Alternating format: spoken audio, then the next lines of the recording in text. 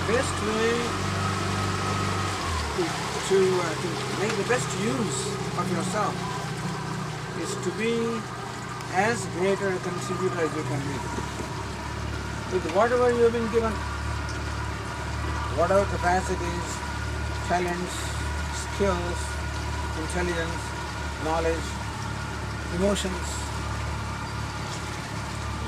like love, compassion, kindness, whatever is all given to you, how to make it more and more available to others?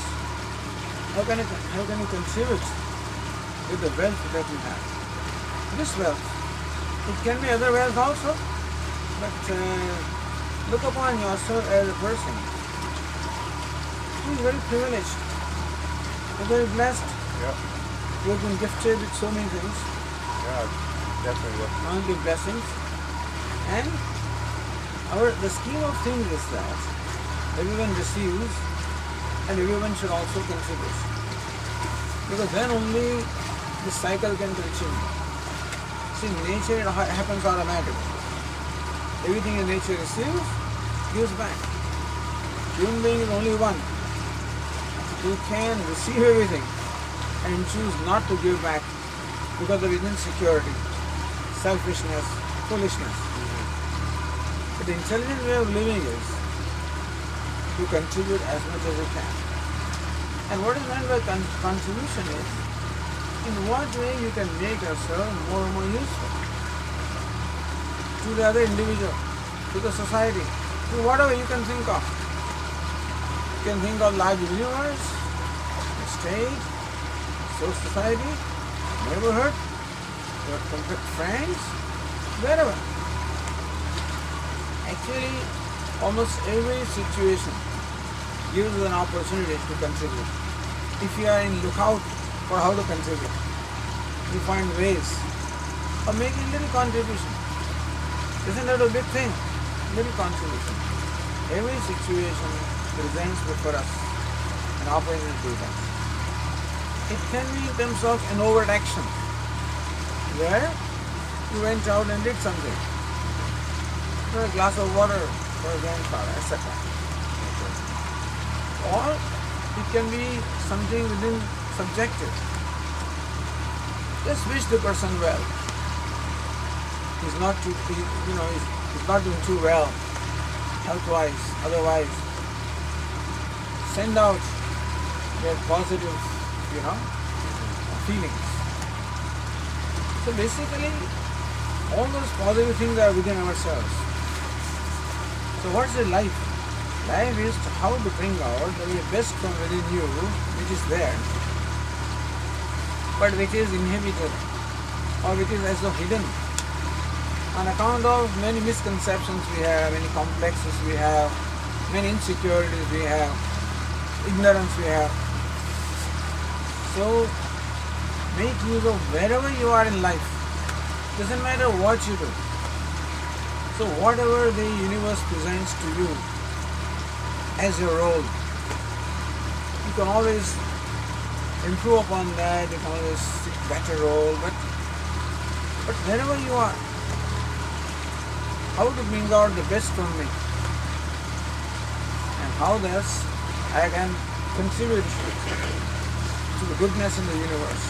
So you said at one point, you were saying how to bring out the best in you, how to find the best in you, but then at the same time a lot of it's hidden because of insecurities, ignorance, things that we don't want to deal with, we pretend aren't there, we try to avoid because it's hard to deal with the truth sometimes. So I try to be as honest with myself as I can, because I'm only cheating myself if I'm not being honest about it. So, but in terms of insecurities, which everybody has, I have them, of course, and ignorance, which I'll have a lot of because I'm young still, haven't experienced a lot of stuff. But ignorance-wise, I'm sure you'd probably tell me to read or do something where gaining knowledge is going to remove the ignorance, right? Because then you have something stable to stand on. But this is the way to remove ignorance. This is the way to... By being a contributor, by invoking the best in you and making it available.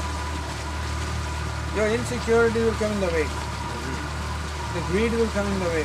Right. Selfishness will come in the way. So you'll find this conflict within you. Yeah. The one part of you says that give this. Other part says, hey, don't give. What will happen to you? Etc. You'll find justification of not giving. I think that he doesn't deserve. Yeah. He's going to misuse it. Some justification, some part of the mind will find not to reach out. Again, that's the insecure part. So you have to overcome that. You see that this is there. If you tell that mind, look, I'm going to do it anyway, but I'll go this much, meaning that still that insecurity is there, so you don't plunge altogether. Take one step at a time. One step at a time. As you feel more and more assured, you'll be able to take more steps. And so I guess that's where something like meditation would help remove the insecurity, because that's giving you actual time to, I find when I'm meditating, just listening to the guidance, right? It's when I open my eyes after the 15-20 minutes, it's very like, you see the world a little bit, it's like brighter on me, because I don't know if you understand what I'm saying exactly, but it's almost like it looks brighter, right?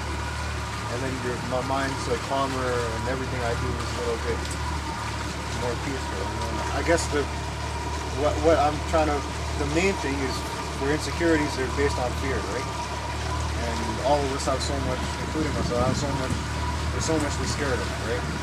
So what's the best? Because I find when my mind is not flustered at all, when I'm not overthinking or underthinking, when I'm in my element, when I'm unconscious almost, that's when I can be 100% effective. Any obstacle in my way does not exist. I just see tunnel vision, I get the job done. What do you suggest is the best way to train the mind to make it so you can be in that state more consistently? First is expose yourself to this learning. Expose yourself to teaching of Vedantic, which teaches you the right perception of life, right values, right attitudes, and explains how the values are valuable. Now it tells you that be honest, how honesty is valuable to you, for what you want to achieve in your life. So when more clarity you have about what attitude you should have, what value you should have, what it is that you want to do, more clarity you have, more you will be capable of implementing it. So first is clarity of understanding. Second thing is the alertness. The understanding should be put into practice, which requires alertness. When the time comes, that understanding should come to you and help. This is what it means. That okay, I know I want to be honest. So when you're in good mind, you know you want to be honest.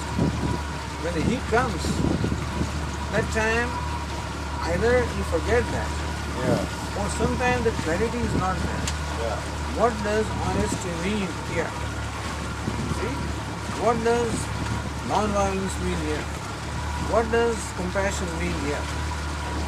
That's where clarity of understanding and clarity of interpretation is required.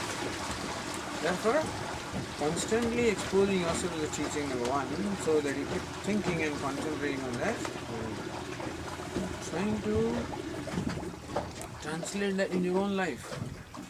What does compassion mean to me in this situation? The motor is too low. Can you lift the motor up? What does honesty mean to me in this situation? What does goodness mean in this situation?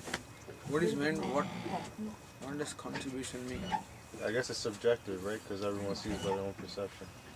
Because all these values need to be interpreted. See, there is no such behavior that is called honesty. You follow? In every situation, we interpret what is honesty, what is compassion. Sometimes you may give a slap being a compassionate person. It's true, yeah. Provided you are clear. Yeah. Provided you are clear.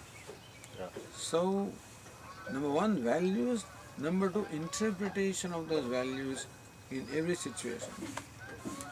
So, number one, understanding value. Number two, being alert as to now is the time for that value.